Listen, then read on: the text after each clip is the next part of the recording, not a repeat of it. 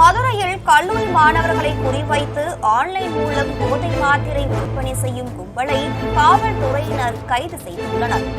Two fishermen were shocked to find drugs worth crores. In fact, the fishermen had come across a sealed metal barrel which had 78 packets in it. The sealed barrel, a whopping 99 kilograms of drugs worth over 100 crore rupees. This drug haul seized from Tamil Nadu's coast in Rameshwaram is the latest in a string of such seizures by authorities.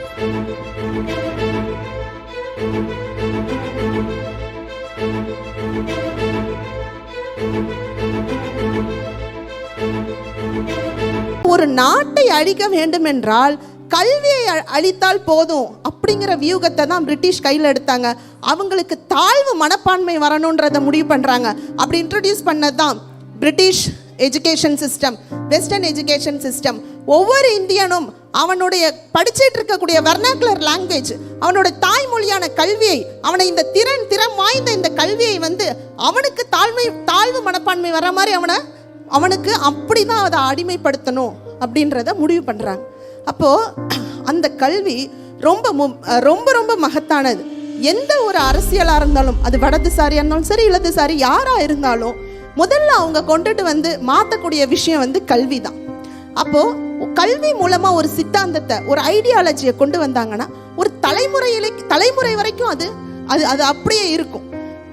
எந்த ஒரு பார்ட்டியாக இருந்தாலும் யாராக இருந்தாலும் அவங்களோட ஐடியாலஜியை எப்படி கொண்டு வராங்கன்னா கல்வி மூலமாக தான் கொண்டு வராங்க. ஆனால் அப்படி சிறப்பு வாய்ந்த இந்த கல்வி கூடங்கள் இன்னைக்கு நான் பேச போகிறது ரொம்ப ரொம்ப முக்கியமான ஒரு பிரச்சனை. இது ஒரு நாட்டின் பிரச்சனையோ ஒரு மாநில பிரச்சனையோ இல்லை, இது ஒரு சர்வதேச பிரச்சனை. இந்த கல்வியோட சாலைகள் எல்லாம் இன்னைக்கு போதையின் கூடாரங்களாக இருக்குது. அதாவது 2011 டைம்ஸ் ஆஃப் இந்தியா ஒரு அறிக்கையை வெளியிடுறாங்க. அந்த அறிக்கையில் என்ன சொல்கிறாங்கன்னா, AIIMS, all India medical science, அவங்களோட நேஷ்னல் ட்ரக் ட்ரீட்மெண்ட் சென்டர், அவங்க ஒரு 6000 குழந்தைங்கள ஒரு 100 சிட்டியில் ஒரு அறிக்கையை எடுத்திருக்காங்க. அந்த அறிக்கையோட ரிப்போர்ட் என்ன அப்படின்னா, கிட்டத்தட்ட 8ஆம் வகுப்பிலிருந்து 12ஆம் வகுப்பு வரைக்கும் படிக்கும் மாணவ மாணவிகள் 10% மாணவ மாணவிகள் ஏதோ ஒரு போதையோட நுகர்தல் இருக்குது. அது கொக்காயின், கஞ்சா, சாராயம், இந்த மாதிரி ஏதோ ஒரு போதைப் பொருட்களுக்கு ஆளாக இருக்கிறாங்க. அது மட்டும் இல்லாமல் 7% மாணவ மாணவிகள், அதாவது 14 குழந்தைகளுக்கு ஒரு குழந்தைகள் ஒரு மாதம் முன்பு வரை இந்த போதைப் பொருட்களை உட்கொண்டு இருக்காங்கன்னு சொல்கிறாங்க. அப்போ இது என்னன்னா, அவங்க ஒரு ரெகுலர் யூஸராக இருக்காங்க அப்படின்னு சொல்கிறாங்க. ஸோ இது ரொம்ப ஒரு மோசமான ஒரு ரிப்போர்ட்டு. இதை தாண்டி இந்த மாணவ மாணவிகள் ட்ரக் மாஃபியாக்கும் மற்ற இருக்கக்கூடிய பிள்ளைங்களுக்கும் ஏஜெண்டாகவும் இருக்கிறாங்க. அதாவது பஞ்சாபில் ஜலந்தார் அப்படிங்கிற ஜலந்தார் ஊரில் சன்சர்பூர் அப்படின்ற ஒரு கிராமம். அந்த கிராமம் அடிப்படை வசதி கிடையாது, ரொம்ப சின்ன கிராமம். 5000 மக்கள் தொகைக்கும் கீழே உள்ள கிராமம். அந்த கிராமத்தில் எலக்ட்ரிசிட்டி இல்லை, சாப்பாடு ரொம்ப வறுமைக்குள்ள ஒரு கிராமம். அந்த கிராமத்தில் மிலிட்ரியில் சுகாதார ரேங்கில் இருக்கக்கூடிய தாக்கூர் சிங், அவர் முதல் முறையாக ஹாக்கி விளையாடணும் அப்படின்ற ஒரு முடிவு எடுக்கிறாரு. அந்த முடிவை எடுத்த பிறகு முதல் முறையாக அவர் மட்டும்தான் போய் விளையாடுறாரு. தொடர்ந்து ஒரு காலகட்டத்துக்கு அப்புறம் அங்கே இருக்கக்கூடிய அந்த கிராமத்தில் உள்ள இளைஞர்களுக்கு எல்லாருக்கும் அவர் வழிகாட்டுறாரு. வழிகாட்ட 5 இளைஞர்களுக்கு ஒரு இளைஞர்கள் ஹாக்கியில் இறங்குறாங்க. அப்போ அவங்களுக்கு ரொம்ப கடினமான வறுமை இருக்குது. அந்த வறுமையை போக்கணும், பசியை போக்கணும்னா போய் ப்ராக்டிஸ் பண்ணுவாங்க. ப்ராக்டிஸ் பண்ணுறதுக்கு பேட் இருக்காது, முசுக்கட்டை கட்டையை வச்சு ஹாக்கி பேட்டாகவும் பஞ்சு உருண்டையை வச்சு பாலாகவும் ப்ராக்டிஸ் பண்ணுறாங்க. ப்ராக்டிஸ் பண்ண ஒரு பீரியடில் பஞ்சாபில் இருந்து மட்டும் 1921 அந்த சன்சார்பூர் கிராமத்திலிருந்து 7 பேர் ஒலிம்பிக்கில் போய் விளாண்டாங்க. 7 பேர் ஒரே கிராமத்துல இருந்து. இன்னைக்கு தமிழ்நாட்டுல இருந்து நடராஜர் கிரிக்கெட்ல வந்து இவ்வளோ பெரிய தமிழ்நாட்டுல இருந்து ஒருத்தராவது தேசிய டீம்ல வந்து வருவாங்களா வரலையான்னு பாக்குறோம். ஆனா அந்த சின்ன கிராமத்துல அவ்வளோ கஷ்டம் இருந்த காலகட்டத்துல 7 பேர் அந்த கிராமத்துல இருந்து ஒலிம்பிக்ல போனது மட்டும் கிடையாது. 1932, 36, 48, 52, 52, 56, 60, 1980 வரைக்கும் 8 முறை இந்தியா ஒலிம்பிக்கில் ஹாக்கியில் முதலிடம் பெற்றது. இந்தியா ஒலிம்பிக்கை பார்த்து உலக நாடுகள் மிரண்டது. கிட்ட யாரும் வர முடியல. இந்தியா சான்சர்பூர மெக்கா ஆஃப் ஹாக்கின்னு சொல்றாங்க. இந்தியா விளையாட வந்ததுன்னா யாருமே உள்ள வரல.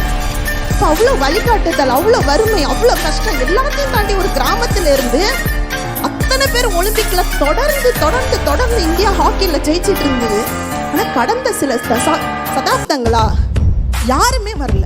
இப்ப என்ன நடந்தது?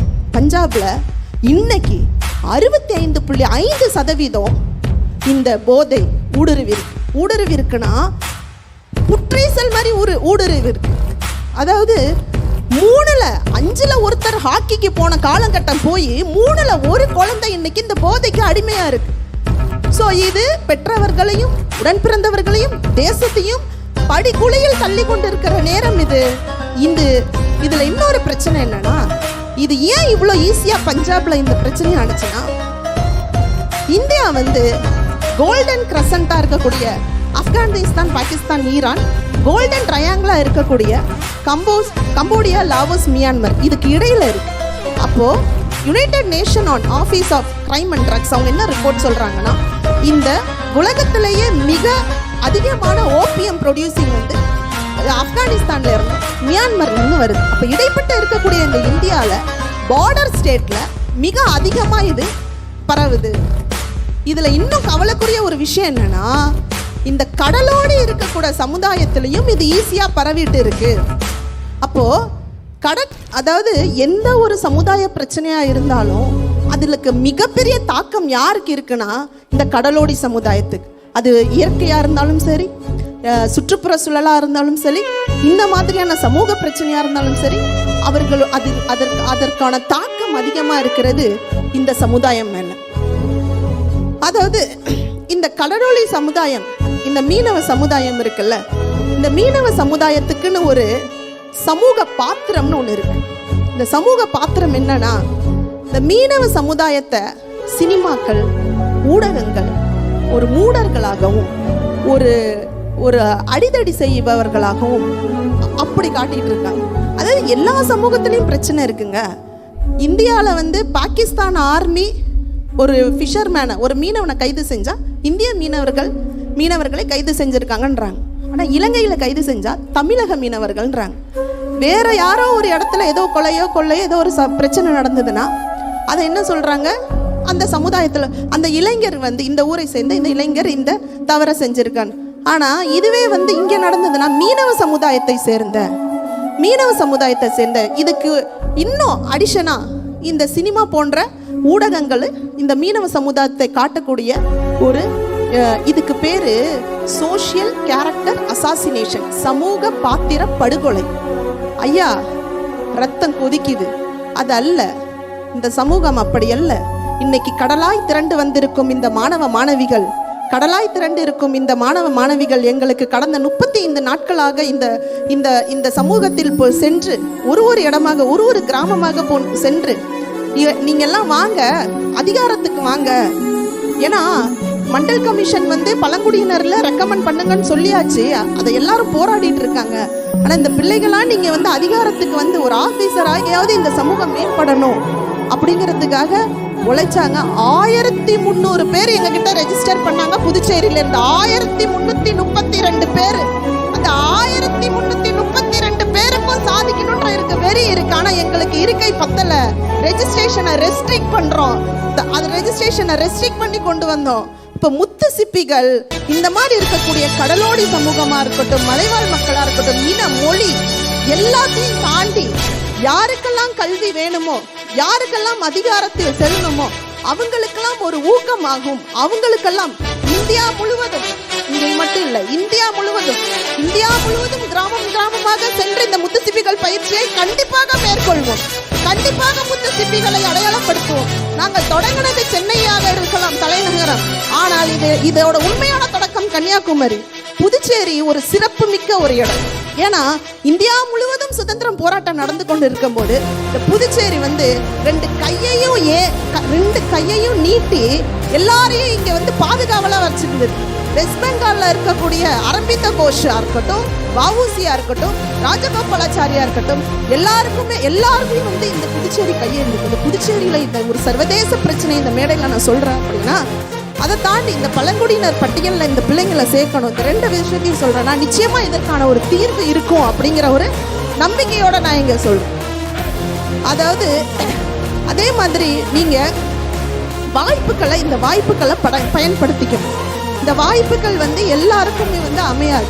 ஸோ நமக்கு இந்த வாய்ப்புகள் கிடைக்கிது அப்படின்றப்போ அதை நல்லபடியாக பயன்படுத்திக்கிட்டு மேலும் மேலும் உங்களுக்கு என்ன ஒரு கனவாக இருந்தாலும் எந்த ஒரு ஐஏஎஸ் ஐபிஎஸ் டாக்டரோ இன்னைக்கு உங்களுக்காக ஆர்பிஐலேருந்து டெபுட்டி மேனேஜர், ஐஐடி மெட்ராஸ்லேருந்து ரிசோர்ஸ் பர்சன், ஜிப்மர்லேருந்து ஒரு உலகம் தரம் வாய்ந்த ஒரு டாக்டர், அதுக்கப்புறம் குரூப் 1 ஆஃபீஸர், குரூப் 2 ஆஃபீஸர், இத்தனை பேரை நாங்கள் கொண்டு வந்திருக்கோம். இத்தனை டீம் சென்னையிலேருந்து எல்லா ஊர்லேருந்து, அதை தாண்டி பிள்ளைங்களுக்கு இன்னும் ஊக்கத்தை கொண்டு வரணும்னு பறை, கலாச்சாரம், கலை, இவ்வளோத்தையும் நாங்கள் கொண்டு வந்திருக்கோம். இவ்வளோத்தையும் ஏன் முயற்சி செய்யணும்? இவ்வளோத்தோட தாக்கம் என்ன? இது உங்களுடைய வெற்றி கிடையாதுங்க. இந்த அதாவது கல்வி என்பது வேலைக்கு செல்லும் ஒரு வழி மட்டும் நினைக்க கூடாது.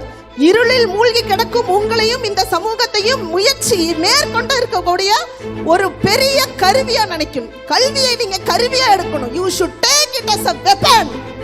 வெப்பனா எடுக்கணும். எத்தனை பேர் இங்க நீங்க ஐஏஎஸ் ஆவீங்க, ஐஏஎஸ் ஆவன்னு சொல்ற அனைத்து பேரும் கைத்தட்டுங்க. எத்தனை பேர் ஆவீங்க? நீங்க ஐஏஎஸ் ஆவல, நீ அதிகாரத்துக்கு வரலன்னா திரும்பவும் என்ன நடக்கும் அப்படின்னா திரும்பவும் போராடிட்டு தான் இருக்கணும். அது இல்லை வாழ்க்கை. இதை எல்லாத்தையும் தாண்டி நீங்க நேரம் குறுகியா இருக்கிறதுனால உங்களுக்கு மேற்கொண்டு பல செயல்களை நாங்கள் செய்யணும்னு நினைக்கிறோம். வாய்ப்பு தந்ததுக்கு நன்றி. என்னை பெற்ற தாய்க்கும் என்னை வளர்த்த தமிழுக்கும் நன்றி. வணக்கம்.